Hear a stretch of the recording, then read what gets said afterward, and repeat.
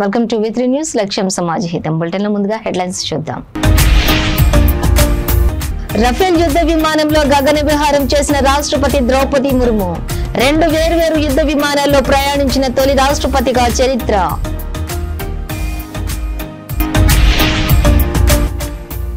Local body ఎన్నికల తర్వాత రాష్ట్ర కేబినెట్ ప్రక్షాళన, 2 బీసీ 2 ఓసీ మంత్రులను తప్పిస్తారని ప్రచారం.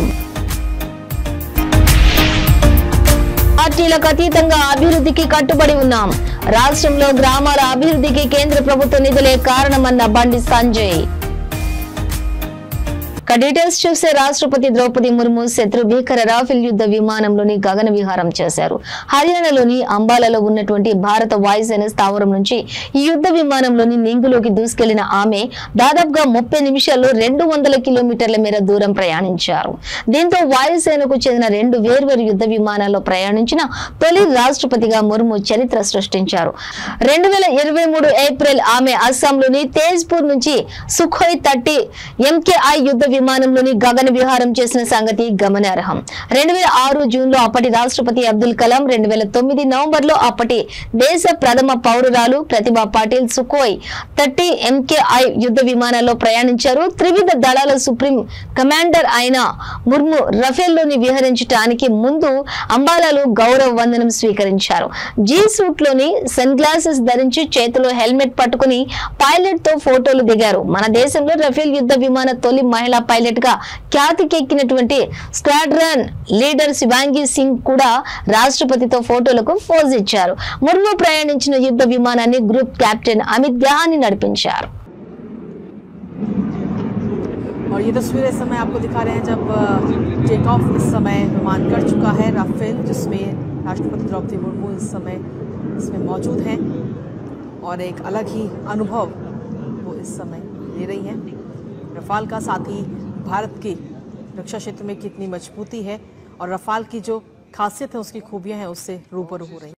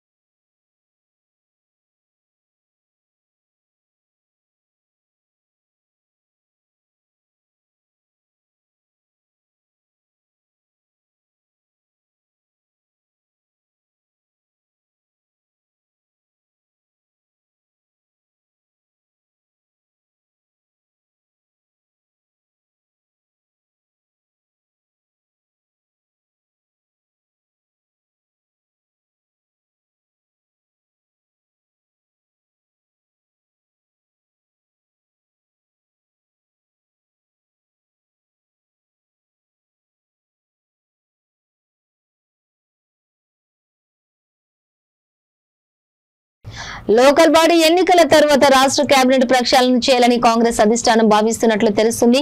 పనితీరు సరిగా లేని మంత్రులను పక్కన పెట్టి వారి స్థానంలో కొత్త వారిని తీసుకోవాలని ప్లాన్ లో ఉన్నట్లుగా సమాచారం. అజరుద్దీన్ ను కేబినెట్ లోకి తీసుకోవడంతో ఇంకా 2 స్థానాలు ఖాళీగా ఉన్నాయి. అప్పుడే ఆ స్థానాలను కూడా భర్తీ చేయాలని హైకమాండ్ యోచిస్తోంది. అలా కాకుండా 2 స్థానాల కోసం మళ్లీ విస్తరణ వల్ల సామాజిక సమీకరణాల కూర్పు కష్టంగా ఉంటుంది. అందుకనే ప్రక్షాళన చేసే సమయంలోనే అన్ని వర్గాల ప్రయారిటీ ఇవ్వొచ్చని ఢిల్లీ పెద్దలు భావిస్తున్నట్లు తెలిపింది. ప్రస్తుతం మంత్రుల భవిష్యత్తు లోకల్ బాడీ ఎన్నికల తర్వాత తేలనుంది. కాంగ్రెస్ అధికారంలోకి వచ్చిన వెంటనే సీఎం రేవంత్ రెడ్డితో కలిసి 12 మంది మంత్రులుగా ప్రమాణ స్వీకారం చేశారు. అందులో పనితీరు సరిగా లేని మంత్రులను లోకల్ బాడీ ఎన్నికల తర్వాత పక్కన పెడతారని ప్రచారం ఉంది. ఎందుకంటే కొంతమంది మంత్రులు తమకు కేటాయించిన శాఖల్లో ఆశించిన స్థాయిలో పనిచేయలేదని విమర్శలు ఉన్నాయి. కొందరిపై అవినీతి ఆరోపణలు తీవ్ర స్థాయిలో వచ్చాయి. అలాగే సదరు మంత్రులు అనుచరులు బంధువుల ఆగడాలు గీత దాటాయని విమర్శలు ఉన్నాయి. వీటికి తోడు త్వరలోనే జరగనున్న లోకల్ బాడీ ఎన్నికల ఫలితాలు మంత్రులు రాజకీయ భవిష్యత్తుకు అగ్ని పరీక్షగా మారనున్నాయి. మంత్రుల సొంత జిల్లాలలో జిల్లా పరిషత్ చైర్మన్, మున్సిపల్ చైర్మన్, మేయర్ పదవులు కాంగ్రెస్ ఖాతాల్లోకి రాకపోతే సదరు మంత్రులపై వేటు పడటం ఖాయమనే టాక్ ఉంది. కేబినెట్ ప్రక్షాళన సమయంలో 2 బీసీ వర్గానికి చెందిన మంత్రులు, 2 ఓసీ వర్గానికి చెందిన మంత్రులను తప్పిస్తారని ప్రచారం జరుగుతుంది. అయితే అదే సామాజిక వర్గం నుంచి మళ్లీ కేబినెట్ లోకి తీసుకుంటారని తెలుస్తుంది. లేకపోతే ఆయా వర్గాల నుంచి విమర్శలు వచ్చే ప్రమాదం ఉంటుంది. ఈ విషయాన్ని గ్రహించిన అధిష్టానం మంత్రి పదవి కోసం లాబియింగ్ చేస్తున్న ఎమ్మెల్సీలు, ఎమ్మెల్యేలకు ప్రక్షాళన వరకు ఓపిక పట్టండి, అప్పటి వరకు వివాదాల జోలికి వెళ్లొద్దు అని సంకేతాలు ఇచ్చినట్లు తెలుస్తుంది. ప్రక్షాళన సమయంలో ఒకే ఫ్యామిలీకి ఒకే మంత్రి పదవి అనే కండిషన్ పెట్టి ఆశావాహులను మంత్రివర్గంలోకి తీసుకుంటారు. మంత్రివర్గం నుంచి బయటకు వచ్చిన వారికి ఏఐసిసి పదవులు ఇస్తారనే ప్రచారం జరుగుతుంది. అయితే ప్రక్షాళన సమయంలో మంత్రి పదవి ఇవ్వాలని పార్టీలో కీలక బాధ్యతలు చూస్తోన్న ఓ నేత లాబియింగ్ చేస్తున్నట్లు ప్రచారం ఉంది. కాంగ్రెస్ అధికారంలోకి వచ్చిన వెంటనే తమకు మంత్రి పదవులు వస్తాయని Bodhan MLA Sudarshan Reddy, Ibrahimpatnam MLA Malreddy Rangareddy, Munugode MLA Rajagopal Reddy, Mancherial MLA Premsagar Rao ఆశపడ్డారు. కానీ సామాజిక జిల్లాల సమీకరణాల నేపథ్యంలో వారికి అవకాశం రాలేదు. దీంతో హైకమాండ్ తమకు అన్యాయం చేసిందని వారు తమ సన్నిహితుల వద్ద వాపోతూ ఉంటారు.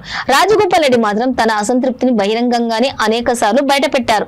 కాగా వీరిలో కొందరిని కేబినెట్ ప్రక్షాళన సమయంలో మంత్రులుగా చేయాలని హైకమాండ్ భావిస్తున్నట్లుగా సమాచారం. అసెంబ్లీ కోటాలో ఎమ్మెల్సీగా ఎన్నికైన సినీ నటి విజయశాంతి సైతం మంత్రి పదవిపై ఆశలు పెట్టుకున్నారు. అలాగే ఎస్టీ వర్గం నుంచి తనకు మంత్రి పదవి ఇవ్వాలని దేవరకొండ ఎమ్మెల్యే బాలు నాయక్ లాబియింగ్ చేస్తున్నారు.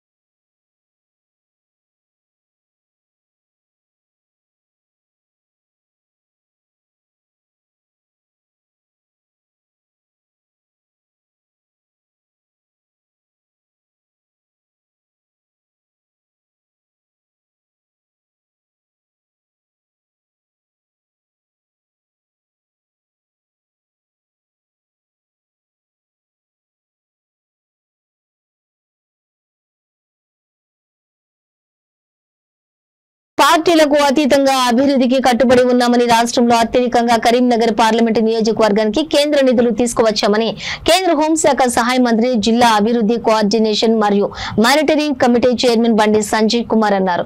కరీంనగర్ కలెక్టరేట్ ఆడిటోరియంలో కరీంనగర్ సిరిసిల్ల జిల్లాల అభివృద్ధి కోఆర్డినేషన్ మానిటరింగ్ కమిటీ దిశ సమావేశం జరిగింది. కరీంనగర్ పార్లమెంటు నియోజకవర్గం అభివృద్ధికి ఎన్నో నిధులు మంజూరు చేయించి పార్టీలకు అతీతంగా అభివృద్ధి పనులు నిర్వహిస్తున్నామని అన్నారు. ఏ పార్టీకి చెందిన వారైనా నియోజకవర్గం అభివృద్ధికి సలహాలు సూచనలు ఇవ్వొచ్చని తెలిపారు.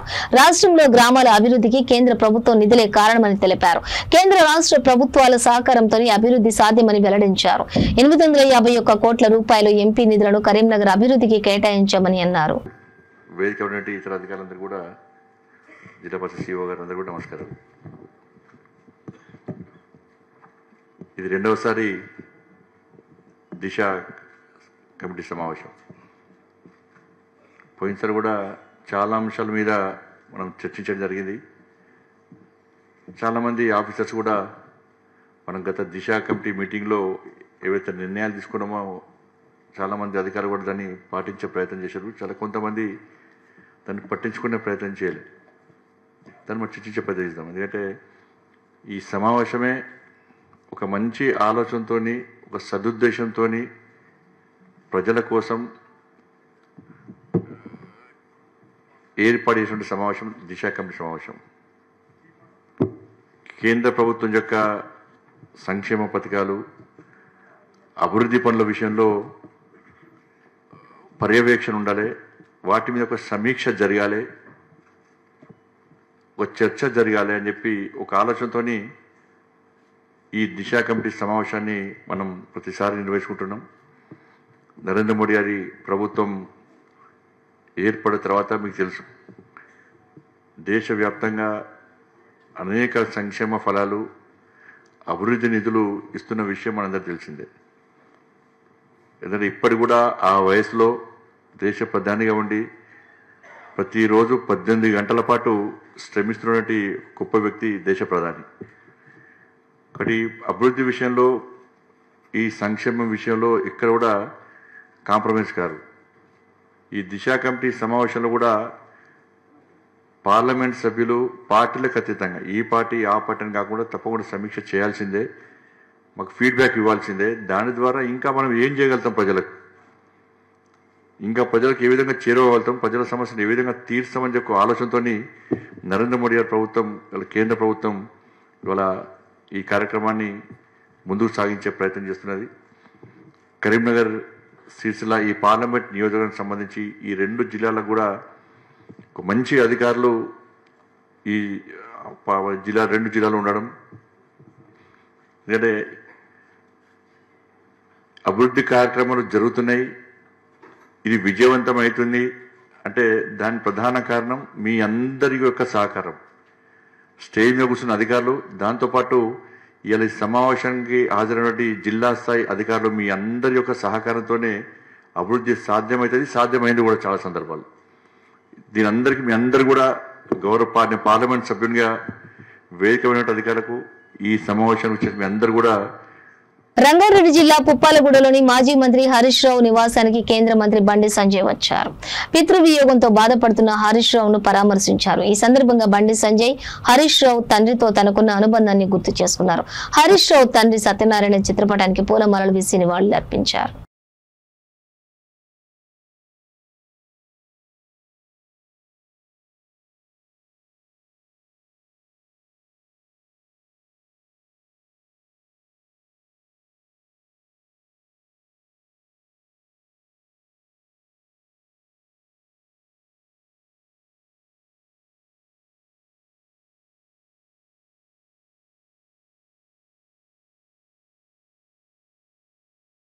కవిత ఇండిపెండెంట్ అని తన వెనుక ఎవరూ లేరని ఎమ్మెల్సీ కవిత అన్నారు.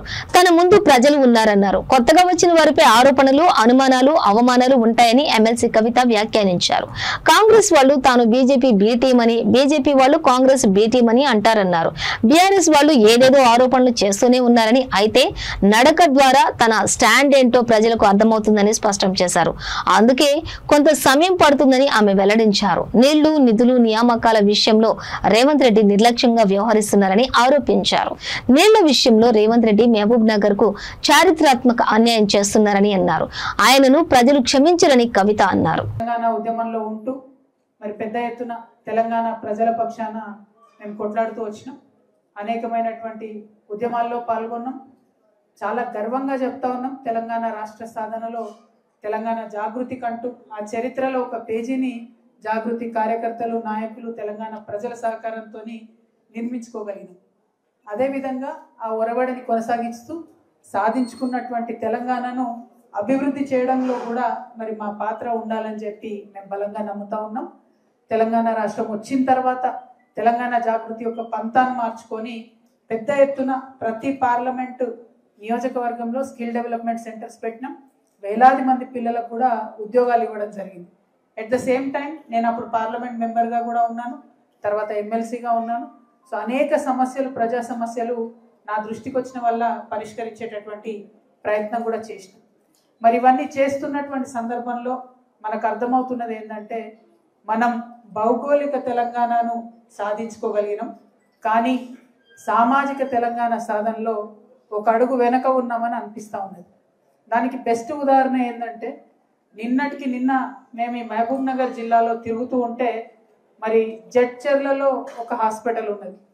జడ్చర్లలో ఉన్నటువంటి హాస్పిటల్లో ఒక యువ రైతు హాస్పిటల్కి వచ్చి సూసైడ్ చేసుకుని హాస్పిటల్కి వచ్చినటువంటి ఒక యువ రైతు వైద్యం అందక చనిపోయినటువంటి పరిస్థితి. అది మొత్తం ప్రముఖంగా పత్రికలలో మీరందరూ కూడా ప్రకటించారు. అంటే ఇవాళ డబ్బు లేనటువంటి వారికి మనం ఎంతో ఆశతో తెచ్చుకున్నటువంటి ఈ రాష్ట్రంలో, ఎంతో ఆకాంక్షలతో తెచ్చుకున్నటువంటి ఈ రాష్ట్రంలో కనీసం వైద్యం అందించలేనటువంటి పరిస్థితిలో తెలంగాణ రాష్ట్రంలో ఉన్నాం. మరి అదే కొంత డబ్బు ఉన్నటువంటి వ్యక్తి ఎక్కడో దగ్గరికి పోతే ప్రాణం నిలబడేటటువంటి పరిస్థితి ఉంది. అదేవిధంగా విద్య మనందరం కూడా చూస్తున్నాం. ఫీజు రియంబర్స్మెంట్ ప్రభుత్వం పే చేయకపోతే పేద విద్యార్థులు ఇలా ఇంటి పట్టున ఉంటున్నటువంటి పరిస్థితి. మీరు ఏ మండల కేంద్రంలో అడగండి, ఏ గ్రామంలో అడగండి, ప్రైవేటు కాలేజీలు, స్కూళ్ళు అందరూ కూడా చేతులు ఎత్తేసిండ్రు. ఈ 30వ తారీఖుకి మేము మొత్తం బందే పెడతామని చెప్తున్నారు. అంటే లక్షలాది మంది విద్యార్థులు ఎవరైతే ప్రభుత్వం యొక్క సహాయం మీద ఆధారపడి ఉన్నారో వాళ్ళందరూ కూడా ఇవాళ విద్యకు దూరం అయ్యేటటువంటి పరిస్థితి. మరి అదే డబ్బున్నటువంటి పిల్లలైతే అమెరికా దాకా పంపించి వాళ్ళని చదివించుకునేటటువంటి పరిస్థితి. తెచ్చుకున్న తెలంగాణ ఎందుకోసం? అందరం బాగుండాలి, అందరికీ అవకాశాలు రావాలి, అందరికీ సమృద్ధి ఉండాలి, అందరికీ అభివృద్ధిలో వాటా రావాలి, అందరికీ అధికారంలో వాటా రావాలి అనేటటువంటి నినాదాలతోని మనం తెచ్చుకున్నాం. దానికోసం ప్రయత్నం చేద్దామని తెలంగాణ జాగృతి మెదక్ జిల్లా తుప్రాన్ మండలం గుండ్రెడ్డిపల్లి అటవీ ప్రాంతంలో చిరుతపులి సంచారం కలకలం రేపింది. గత నెలలో కూడా అటవీ ప్రాంతంలోని ఓ గుండుపై చిరుత పులి కనపడింది. అయితే మరోమారు తాజాగా అదే గుండుపై చిరుతపులి కనిపించినట్లుగా స్థానికులు తెలిపారు. అధికారులు స్పందించి బోన్ ఏర్పాటు చేసి చిరుతపులిని తీసుకెళ్లాలని ఆ ప్రాంత రైతులు కోరుతున్నారు.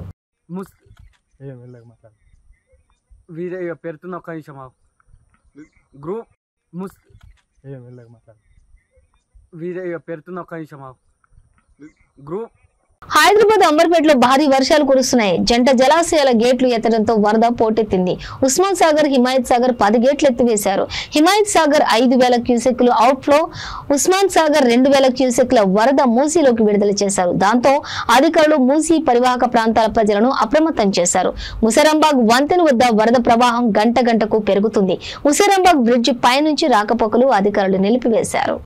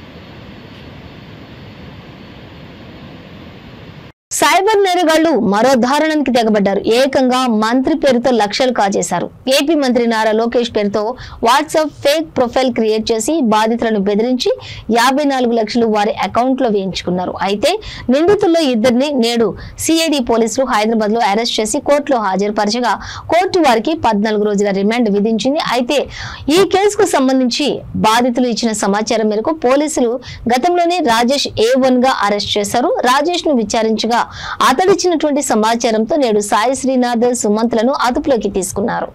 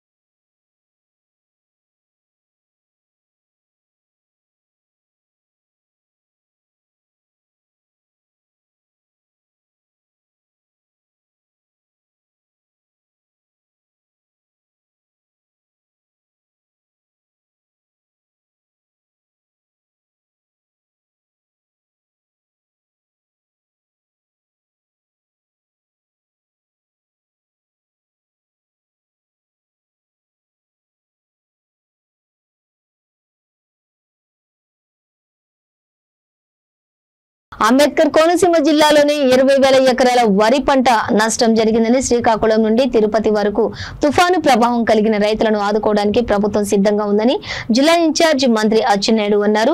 ప్రతి జిల్లాకి ప్రత్యేక అధికారులను నియమించి ప్రతి గ్రామానికి అధికారులను పంపించి ఏ విధమైన ప్రాణ నష్టం కలగకుండా చూస్తామన్నారు. మత్స్యకారుల ప్రతి కుటుంబానికి కూడా 50 కేజీల బియ్యాన్ని పంపిణీ చేస్తామని తెలిపారు. ఆక్వా హార్టికల్చర్ వ్యవసాయ రంగాల్లోని వివిధ నష్టం జరిగిందని క్షేత్రస్థాయిలో పరిశీలించి కేంద్ర ప్రభుత్వానికి పంపి ప్రతి రైతును ఆదుకుంటామని అచ్చెన్నాయుడు అన్నారు.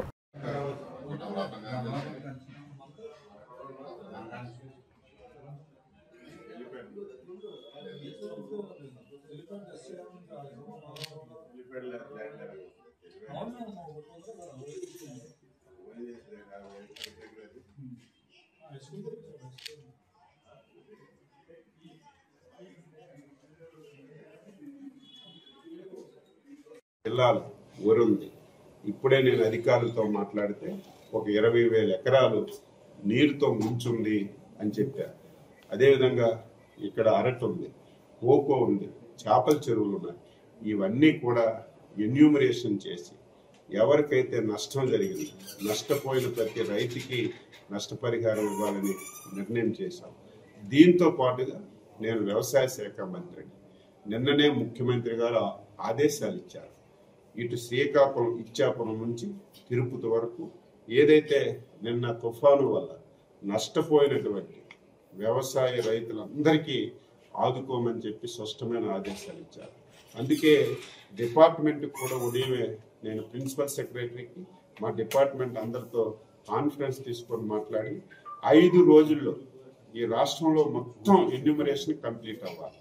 వరి ఎంత పోయింది, హార్టికల్చర్ పంటలు ఎంత పోయాయి, ఫిషరీస్లో స్పెషల్ చెరువులు ఏవి లాస్ వచ్చింది, మొత్తం వ్యవసాయ అనుబంధానికి సంబంధించి ఎక్కడెక్కడ ఎంత నష్టం వచ్చిందో స్పష్టంగా ఫీల్డ్కి వెళ్ళి వాస్తవాలన్నీ చూసి రిపోర్ట్ అంతా తయారు చేయమని చెప్పాం.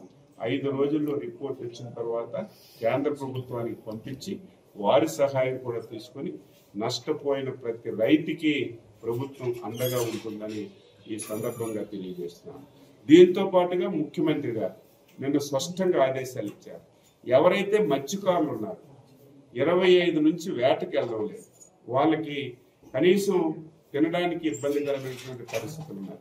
అందుకే వాళ్ళకు కూడా 50 కేజీల బియ్యం ఇమ్మని స్పష్టమైన ఆదేశాలు ఇచ్చారు.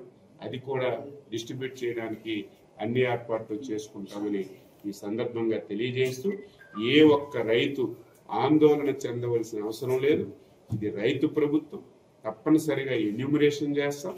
నష్టపోయిన ప్రతి రైతుకి ఆదుకునే బాధ్యత చంద్రబాబు నాయకత్వంలో ఎన్డీఏ ప్రభుత్వం తీసుకుంటుందని చెప్పి తెలియజేశారు. తుఫాన్ అనంతరం తీసుకోవాల్సినటువంటి చర్యలపై ఆత్మకూరు నియోజకవర్గం అధికారులతో రాష్ట్ర దేవాదాయ శాఖ మంత్రి ఆనం రామనారాయణ రెడ్డి టెలికాన్ఫరెన్స్ నిర్వహించారు. అన్ని గ్రామాల్లో నీటి నిల్వలు లేకుండా పంచాయతీ అధికారులు శానిటేషన్ కార్యక్రమాలు వెంటనే ప్రారంభించాలని సూచించారు. గ్రామాల్లో చెట్ల కొమ్మలు విరిగిపడి కలిగినటువంటి విద్యుత్ అంతరాయాన్ని కూడా వెంటనే పునరుద్ధరించాలన్నారు. నీటి ప్రవాహం ఎక్కువగా ఉన్న ప్రాంతాల వద్ద పోలీసులు సిబ్బందిని నియమించి ఎవరు కూడా అటు వెళ్లకుండా జాగ్రత్తలు తీసుకోవాలని అన్నారు. డ్రోన్ విజువల్స్ తీసి బ్లాక్ అయినటువంటి రోడ్లను గుర్తించి వెంటనే నివారణ చర్యలు కూడా తీసుకోవాలని ఆయన తెలిపారు. ఆత్మకూరు నియోజకవర్గంలోని ప్రధాన ఆసుపత్రులతో పాటుగా అన్ని పిహెచ్సిలలో వైద్యులు అందుబాటులో ఉండాలని ఆదేశించారు. వాటర్ ఎక్కడన్నా ఈ రైన్ వాటర్ తో కలుస్తున్నాయా చూడండి. తర్వాత ప్రతి విలేజ్ లో కూడా అన్ని విలేజెస్ మనకి హెవీ రైనే వచ్చింది లాస్ట్ 2 days నుంచి. కాబట్టి అంతా బ్లీచింగ్ చేయడం, కెమికల్ స్ప్రేయింగ్ చేయడం ఇవన్నీ కూడా పక్కాగా జరగాలి.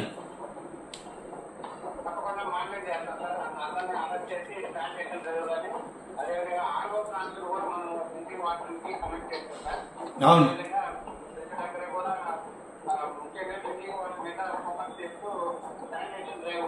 శానిటేషన్ బాగా వాటర్ ఉన్నా కూడా వాటిని పంప్ అవుట్ చేసి కాలనీస్ అన్ని ఫ్రీ చేయండి.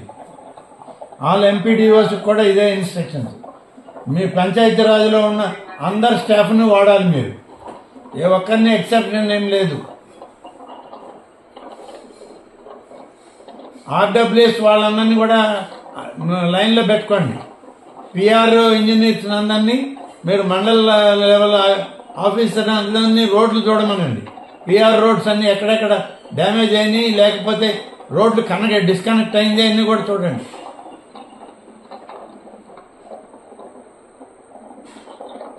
ఓకే,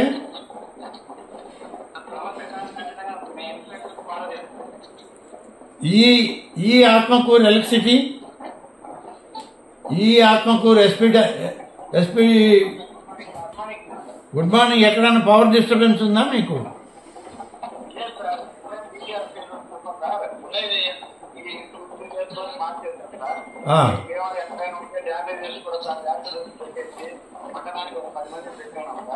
ఓకే, చూడండి. ఏదున్నా ఇవాళ వర్షం లేదు కాబట్టి మధ్యాహ్నం 12 o'clock లోపల మొత్తం రెక్టిఫై కావాలి. మీరు ఫాలో అప్ చేయండి. అవసరమైన దగ్గర మేజర్ కెలామిటీ ఉన్న దగ్గరికి మీరు పోయిరండి. అందరు ఏఈస్ మీకు ఉన్నారా అన్ని మండలాల్లో? ఓకే, అందరికీ చెప్పండి. అందరు కూడా లైన్లో ఉన్నట్టున్నారు. అందరికి కూడా మీరే ఇన్స్ట్రక్షన్స్ ఇవ్వండి. నిన్న చేజర్లలో డిస్టర్బెన్స్ ఎక్కువ ఉండింది, పవర్ డిస్టర్బెన్స్. నిన్న ఈవినింగ్ చేజర్ల పెరుమాళ్లపాడు ఆ ఏరియా అంతా.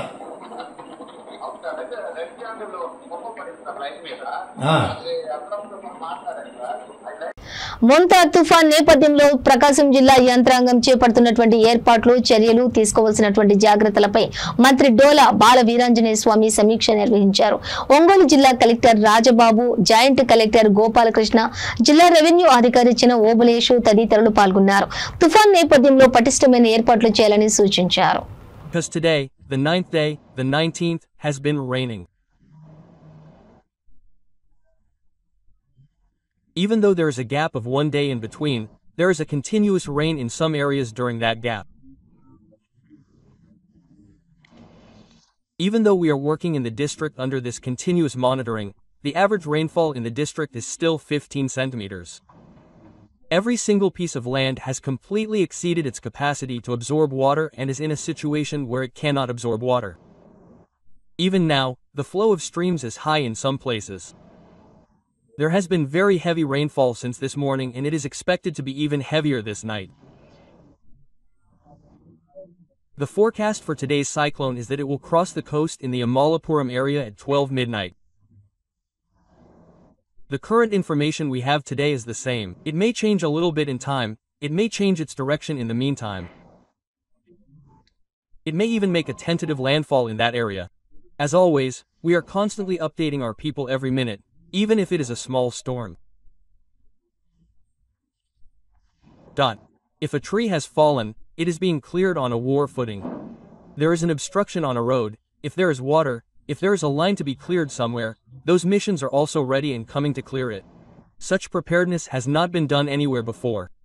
All the people are also alert about this. Approximately 2,900 people have been brought to the relief centers in 265 relief centers. Today, I visited Kona Sasadar Garu, our special officer, in Singaraykonda Mandal. Similarly, Sisodia Garu, our special chief secretary, is in charge of this 4 district, and he also visited Kothapatnam Mandal. Wherever he goes, he is fully alert when he comes among the people. Both the people and the officials are prepared to respond to any incident. This is a very appreciable thing. Apart from that, there have been some incidents, 1 or 2 incidents of cattle loss and the like. To prevent such incidents from happening, we have taken precautions such as blocking heavy vehicles near water crossings like level crossings, giving them something to stop them from going, and even around-the-clock monitoring of ponds to see if they break or breach.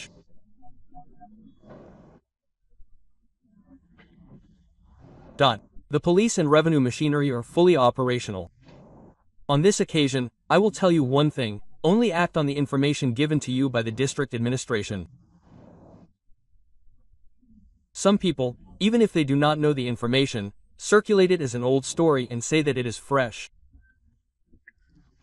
There is a precaution against fear, but let us not scare the people. దక్షిణ మధ్య railway ప్రయాణికులకు alert జారీ చేసింది. బంగాళాఖాతంలో ఏర్పడిన తీవ్ర తుఫాను మోంతా ప్రభావంతో తెలంగాణలోని మహబూబాబాద్ జిల్లాలోని భారీ వర్షాలు కురిశాయి. ఈ క్రమంలో జోర్నకల్ రైల్వే స్టేషన్ లో పట్టాలపై పెద్ద ఎత్తున వరద నీరు నిలిచింది. ట్రాక్ పై నుంచి నీరు పారుతూ ఉండటంతో రైళ్ల రాకపోకలకు అంతరాయం ఏర్పడింది. ఈ క్రమంలోనే దక్షిణ మధ్య రైల్వేలు పలు రైళ్లను రద్దు చేసింది. అలాగే మరికొన్ని రైళ్లను దారి మళ్లించింది. మరో రైళ్లను రీషెడ్యూల్ చేసింది.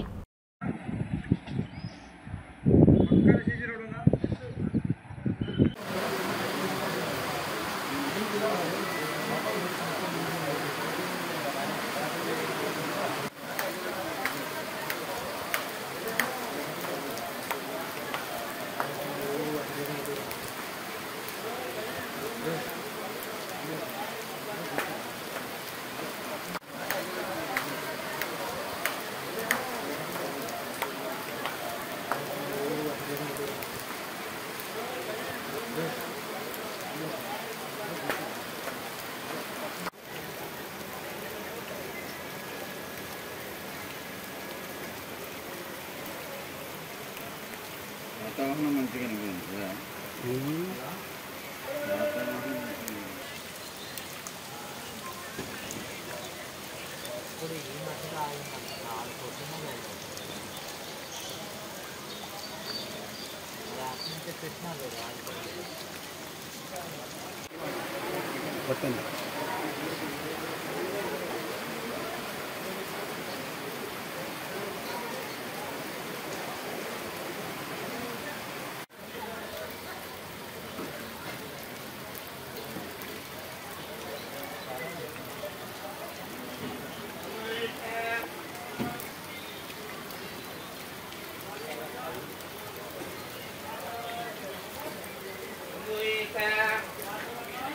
వాగులో డీసీఎం వ్యాన్ కొట్టుకుపోయింది. ఈ సంఘటన కొణిజర్ల మండలం అంజనేపురం గ్రామ సమీపంలో గల నిమ్మవాగు వంతెనపై చోటు చేసుకుంది. ఎడతెరిపి లేకుండా కురిసినటువంటి భారీ వర్షానికి తీగల బంజర సమీపంలో పగడేరు అంజనాపురం సమీపంలో గల నిమ్మవాగు ఉధృతంగా పొంగి ప్రవహిస్తున్నాయి. వంతెనపై భారీ స్థాయిలో వరద ప్రవహిస్తున్నప్పటికీ ఏన్కూరు నుంచి పల్లిపాడు వైపు వెళ్లేందుకు వస్తున్నటువంటి ఓ డీసీఎం వ్యాన్ వరద ప్రవాహంలోనే వంతెనపై వస్తుండగా వరద ఉధృతికి వ్యాన్ వాగులోకి నెట్టుకెళ్లింది. వరద ప్రభావానికి వ్యాన్ నీటిలో కొట్టుకుపోతున్న డ్రైవర్ కిందకు దిగకపోవడంతో వ్యాన్ తో సహా డ్రైవర్ గల్లంతయ్యాడు. విషయం తెలుసుకున్నటువంటి స్థానిక ఎస్ఐ సూరజ్ సిబ్బందితో కలిసి సంఘటనా స్థలానికి చేరుకుని గాలింపు చర్యలు చేపట్టారు.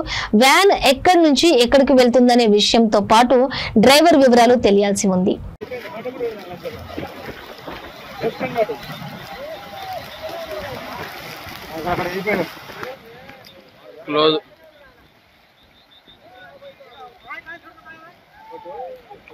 డోర్ తీసుకొని తావరా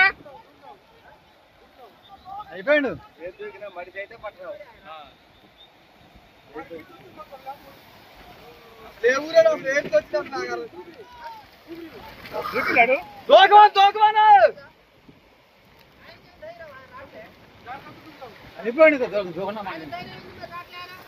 అది లాగైపోయింది నా వాటర్లో అయితే దూకలే అటైతే వాటి దిగటమే పోతుంది. ఇంకా వస్తుంది పెరుగుతుంది తప్పించక్కర్లేదు అన్న.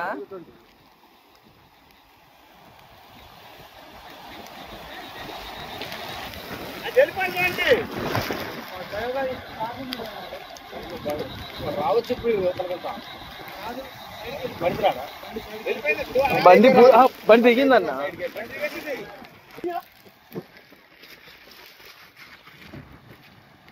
అన్నా బండా ఎట్లా వస్తాను అనుకున్నావు అసలు ఏదో హీరో ఉన్నది వచ్చిండు అస్సలు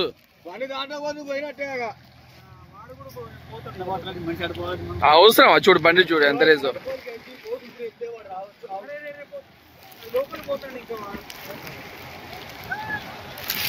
ఇంకోట్లే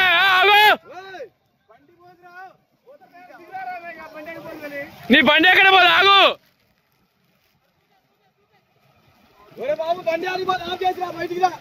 ఇప్పుడు మాది అట్లా వాడు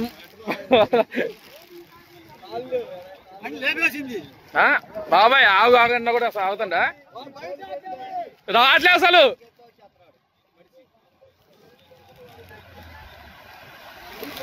అన్నా బండి ఆపి ఇట్లా దా అన్నా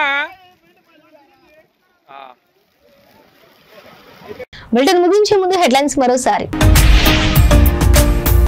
రఫేల్ యుద్ధ విమానంలో గగన విహారం చేసిన రాష్ట్రపతి ద్రౌపది ముర్ము 2 వేర్వేరు యుద్ధ విమానాల్లో ప్రయాణించిన తొలి రాష్ట్రపతిగా చరిత్ర.